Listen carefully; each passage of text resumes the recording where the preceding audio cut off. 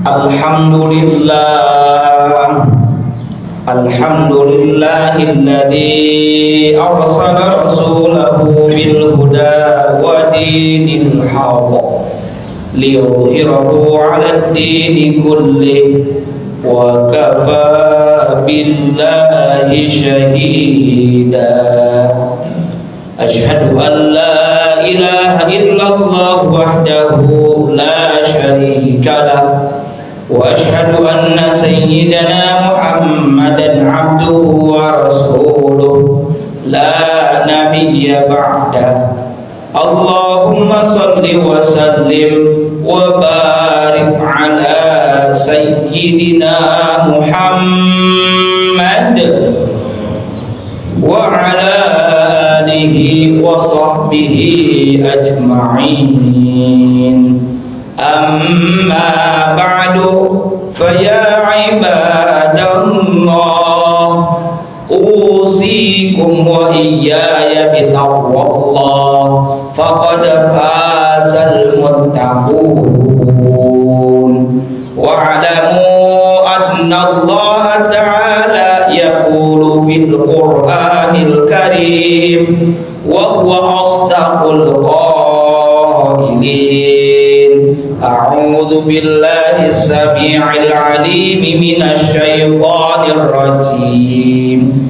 Bismillahirrahmanirrahim. Ya ayyuhalladzina amanu taqullaha wa qulu qawlan sadida yuslih lakum a'malakum wa yaghfir lakum dhunubakum wa man yuti'illaha wa rasulahu faqad faza fawzan 'azima. Shadaqallahul 'azim wal ma'na Allahu a'lam bi muradi. Ma'asyiral muslimin wa sumratal mu'minin, jamaah sidang Jumat di Masjid Al-Madinah Mutiara Bogor Raya yang mudah-mudahan senantiasa ada dalam rahmat dan ridho Allah Ta'ala. Mengawali khutbah Jumat pada kesempatan Jumat terakhir di Rabiul Awal 1446 Hijriah ini, khatib berwasiat kepada hadirin dan tentunya kepada pribadi khatib sendiri untuk senantiasa meningkatkan kualitas ketakwaan yang didasari dengan keimanan yang sebenar-benarnya dengan cara imtithalu awamirillah wajtinabu nawahi, menjalankan segala perintah Allah dan menjauhi segala larangannya. Ma'asyiral muslimin wa sumratal mu'minin rahimakumullah.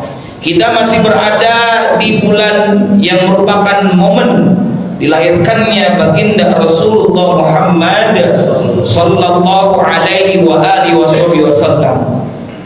Banyak fragmen yang bisa kita cuplik, kita ambil dan kita teladani untuk kehidupan kita sehari-hari. Di antaranya ada satu ayat yang singkat di dua ayat terakhir surah At-Taubah yang sering dan populer kita baca. Padahal ayat ini syarat dengan makna dan pelajaran untuk kita semua, terutama bagi para pemimpin juga para juru dakwah. Mana ayat tersebut? Yakni ayat 128 surah At-Taubah. Allah Subhanahu wa ta'ala berfirman, bismillahirrahmanirrahim, laqad ja'akum rasulun min anfusikum azizun 'alaihi ma 'anittum harisun 'alaikum bil mu'minina raufur rahim. Shadaqallahul 'azim wal ma'na Allahu a'lam bi muradih.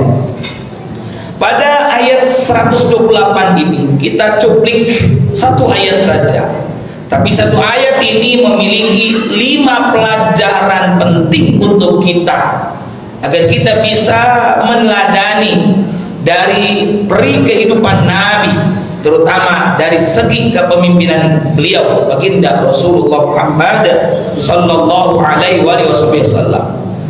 Para ulama ahli tafsir terutama para ulama di tafsir kekinian seperti Asy-Syaikh Mutawalli Asy-Sya'rawi di dalam kitab tafsir Asy-Sya'rawi juz pertama. Beliau menyebutkan setidaknya ada 5 sifat kepemimpinan Nabi yang juga baik kita contoh, kita teladani dari ayat 128 ini. Pertama, laqad sungguh ja'akum telah datang kepada kalian rasulun, seorang utusan Allah, min anfusikum. Poin pertama, min anfusikum secara bahasa artinya dari kalangan atau kaummu sendiri. Apa maknanya? Bahwa seorang pemimpin itu mesti lahir dari mana tempat ia berada. Secara khusus baginda Rasulullah Muhammad sallallahu alaihi wa alihi wasallam dilahirkan di Makkahul Mukarramah. Ayat min anfusikum disampaikan kepada mereka kaum kafir Quraisy yang ada di Makkah supaya mereka tahu yang diutus menjadi nabi akhir zaman adalah orang yang kalian kenal, lahirnya kalian tahu, siapa ayahnya, siapa ibundanya, siapa kakeknya, tokoh besar di Quraisy di Makkahul Mukarramah. Kalian tahu, sejak remaja sudah dikenal sebagai Al-Amin, baik ketika menggembala kambing maupun ketika berdagang. Beliau pernah menjadi business manager, investment manager, kemudian menjadi orang yang sukses dalam bermuamalah. Mereka mestinya tahu bahwa beliau adalah orang yang terpercaya, orang yang benar. Min anfusikum, dari kalangan mereka sendiri. Kemudian yang kedua, azizun alaihi ma anittum. Yang kedua, azizun artinya secara khusus ayat ini berbicara bahwa Nabi itu merasakan betapa berat terasa oleh Nabi perjuangan Nabi, apa yang dialami oleh umatnya, apa yang dialami kala itu oleh para sahabatnya, dan tentunya kita semua umatnya. Beliau sangat merasakan sehingga beliau berempati apa yang dialami oleh umatnya, termasuk kala itu oleh sahabatnya. Nabi bukan tipikal bos yang hanya bisa menyuruh, tapi Nabi adalah tipikal leader, seorang pemimpin yang ikut turun langsung. Dalam perang Badar Nabi memimpin langsung, dalam perang Uhud Nabi menyusun strategi langsung, mengatur di mana posisi pemanah, di mana barikade berkuda dan lain-lainnya. Dalam perang Khandaq, perang Parit, beliau turun langsung ikut dalam pembangunan parit atau khandak yang diusulkan oleh salah satu sahabat, yakni Salman Al-Farisi. Dalam pembangunan Masjid Quba, Masjid Nabawi, Nabi juga ikut turun langsung. Itulah seorang pemimpin, adalah azizun, berat terasanya. Begitupun kita harus berusaha merasakan, berempati penderitaan apa yang dialami oleh masyarakat, oleh warga, oleh umat. Yang ketiga, harisun.